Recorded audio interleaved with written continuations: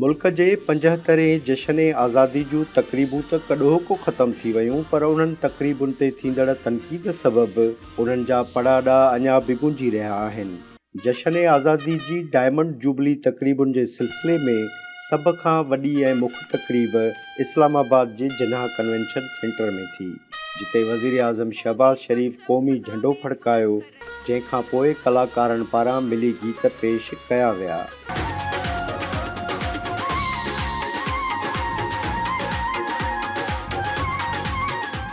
Stage ते पेश कयल मिली गीतनि ऐं नग़मनि ते नौजवान आर्टिस्ट छोकरनि ऐं छोकिरियुनि पारां रक़्स बि पेश कयो वियो। उन्हनि गीतनि जी पेशकारी दौरान सिंध समेत समूरे मुल्क जा सक़ाफ़ती रंग झरकंदे नज़र आया।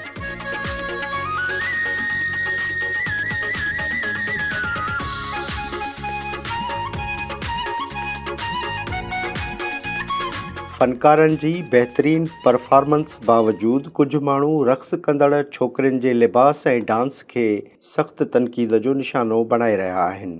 ट्विटर ऐं फेसबुक ते बाक़ाइदा ट्रेंड हलाए इंतिज़ामिया ऐं आर्टिस्टनि खे निशानो बणायो वियो। तनक़ीद कंदड़नि जो मौक़िफ़ हो त असां जूं औरतूं न अहिड़ा लिबास पहिरींदियूं आहिनि ऐं न वरी मर्दनि जे कुल्हे में कुल्हो हणी झुमरियूं हणंदियूं आहिनि।